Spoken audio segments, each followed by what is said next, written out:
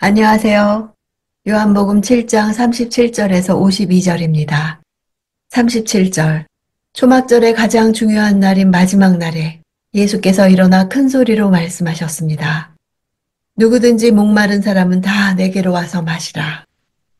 초막절은 출애굽 과정에서 이스라엘 사람들이 초막을 짓고 살면서 하나님을 예배하고 구원을 체험한 것을 기념하는 절기입니다.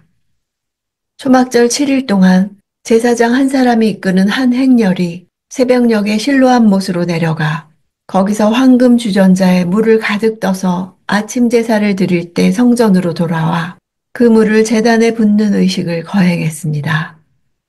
이때 백성들은 이사야 12장 3절 너희가 기쁨으로 구원의 운물들에서 물을 기르리로다 하고 찬양했습니다.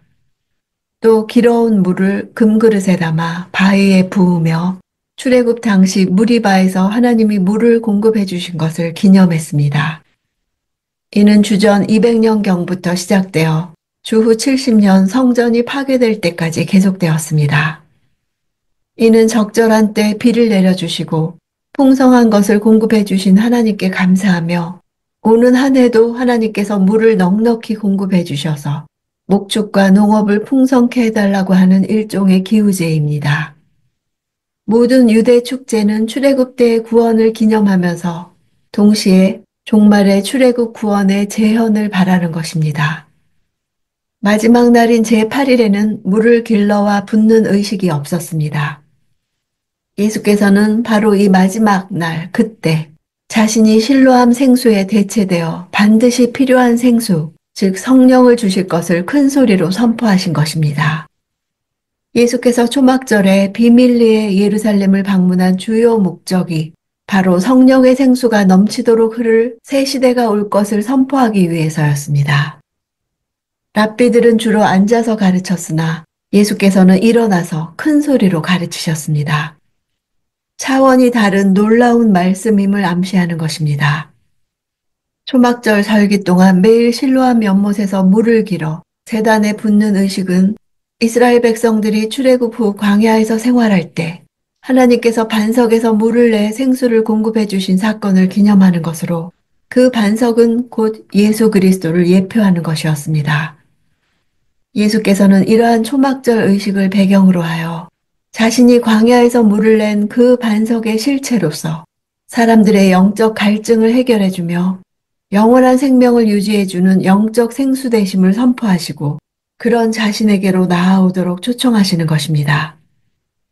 누구든지라는 것은 하나님이 소원하시는 것이 모든 사람이 구원을 얻는 것임을 말해줍니다. 38절 누구든지 나를 믿는 사람마다 성경의 말씀대로 생수의 강이 그의 배에서 흘러나올 것이다. 성경의 말씀대로란 요엘, 스가랴, 에스겔 말씀을 가리킵니다. 요엘 3장 18절에 그날에 여호와의 성전에서 샘이 흘러나와 스가랴 14장 8절에는 그날의 생수가 예루살렘에서 솟아나서 에스겔 47장은 성전 문지방 밑에서부터 물이 나올 것을 예언했습니다. 예수님은 누구든지 자기에게 오면 성전에서 나오리라고 했던 물을 자신이 나오게 하겠다는 것입니다.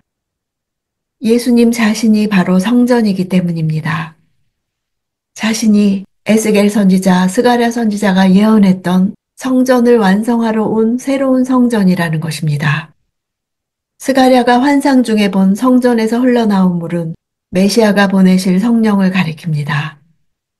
예수께서는 초막절에 물 깃는 행사가 고대하는 것인 성령이 퍼부어져 이 아래 죽음의 세상에 있는 자들이 생명을 얻게 되는 바로 그 일을 자신이 한다는 것입니다. 예수께서는 하나님을 계시하고 하나님의 성령의 물을 퍼부어주는 메시아십니다. 그 배에서 배는 몸 중에서 가장 깊은 곳을 가리킵니다. 유대인들에게 있어 배는 가장 내면적인 정서와 감각의 자리이자 전 인격을 가리키는 것이었습니다. 46절 경비병들이 대답했습니다. 지금까지 이 사람처럼 말하는 사람은 없었습니다. 경비병들은 레위인들입니다. 그들은 구약에 익숙했기에 예수님의 말씀을 더 잘 알아들었을 것입니다. 그들은 도저히 예수님을 체포할 수 없었습니다. 이것이 말씀의 권능입니다. 어떤 권력자도 마음속에서 일어난 혁명을 통제할 수 없었습니다. 48절. 유대 관원들이나 바리새파 사람들 중에 그를 믿는 사람이 있더냐? 그들의 말은 적어도 지성이 있고 경건한 사람은 아무도 예수를 믿지 않는다는 사실을 강조하려는 것입니다. 동시에 이것은 그들의 오판이었습니다. 비록 드러내지는 않았어도 사내들인 회원들 중에 예수를 믿는 이들이 분명히 있었으며 밤에 찾아온 니고데모도 있었습니다. 누구라도 예수께로 오는 것을 금할 수 없는 것입니다. 하나님의 택하심을 입은 성도는 어떠한 환경 가운데서도 반드시 하나님께로 나아오게 되어 있는 것입니다. 49절. 율법도 모르는 이 군중들은 저주를 받은 사람들이다. 유대 종교 지도자들은 율법을 알지 못하는 사람들을 저주받은 무리로 여겼습니다. 그러나 그들은 율법이 바로 예수님을 증거하고 있는데 그들이 예수님을 거절한 것은 율법을 모르고 있다는 것을 스스로 증명하는 셈입니다. 그 결과 바리새인들은 율법이 말한 대로 저주를 받고 영생을 얻지 못하게 될 것입니다. 그렇다면 바리새인들은 자기도 모르는 사이에 자기 자신에게 저주를 받은 사람이라고 심판을 선고한 셈입니다. 51절. 우리 율법에는 사람을 판결하기 전에 먼저 그 사람의 말을 들어보거나 또 그 사람의 행한 일을 알아보도록 돼 있지 않소? 니고데모는 사내들인 공회가 이미 논의를 마친 예수를 제거하는 문제에 대해 항의의 뜻을 전달합니다. 율법이 판결하는 두 가지 원칙을 제시하고 있는데 하나는 당사자의 말을 듣고 변명할 기회를 줘야 하는 것이고 또 하나는 그가 무엇을 행했는지 확인 절차가 필요하다는 것입니다. 율법에 정통한 유대 종교 지도자들도 당연히 이러한 과정을 거쳐야 하는 것을 알고 있었을 것입니다. 그러나 이미 편견과 선입견 속에 사로잡혀 판단력을 상실한 그들에게 니고데모의 제안이 받아들여질 리는 만무했습니다. 52절. 그들이 대답했습니다. 당신도 갈릴리 사람이요? 성경을 살펴보시오. 그러면 갈릴리에서 예언자가 나온다는 말씀이 없다는 것을 알게 될 것이요. 정작 성경을 살펴볼 사람들은 니고데모가 아니라 바리새인 자신들이었습니다. 예수님은 갈릴리 출신이 아니라 베들레헴 출신이십니다. 여기서 예언자는 정관사가 붙어 있지 않아 메시아가 아니라 일반적인 모든 예언자를 말합니다. 즉 그들은 메시아를 포함해 그 어떤 예언자도 갈릴리에서 나올 수 없다고 단정했던 것입니다. 그러나 이는 사실이 아닙니다. 예언자 요나, 호세아, 나홈이 갈릴리 출신이었고 아모스와 엘리야, 엘리사도 갈릴리 출신이었을 것으로 추정됩니다. 갈릴리에서 예언자가 나온다 할 때 나온다는 일어서다 하는 뜻으로 예수님의 부활을 나타낼 때 쓰는 단어입니다. 공교롭게도 예수님의 부활을 암시한 두 예언자가 바로 요나와 호세아입니다. 그 둘 다 갈릴리 출신 예언자입니다. 요나는 밤낮 3일을 물고기 뱃속에 있어 예수님이 죽고 사흘 만에 살아날 것을 상징합니다.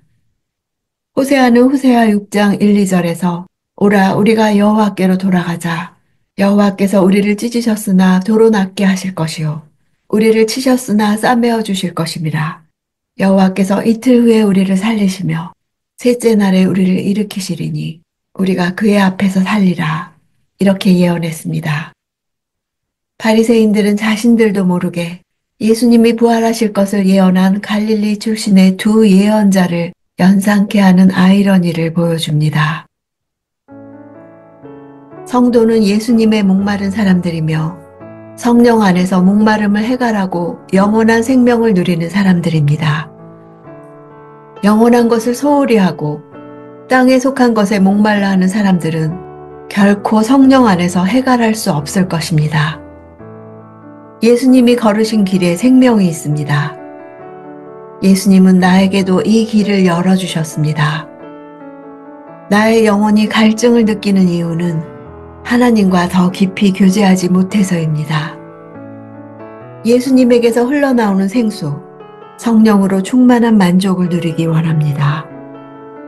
예수님의 약속처럼 나의 깊은 곳으로부터 강처럼 흘러나오는 성령님께 반응하며 살고 싶습니다.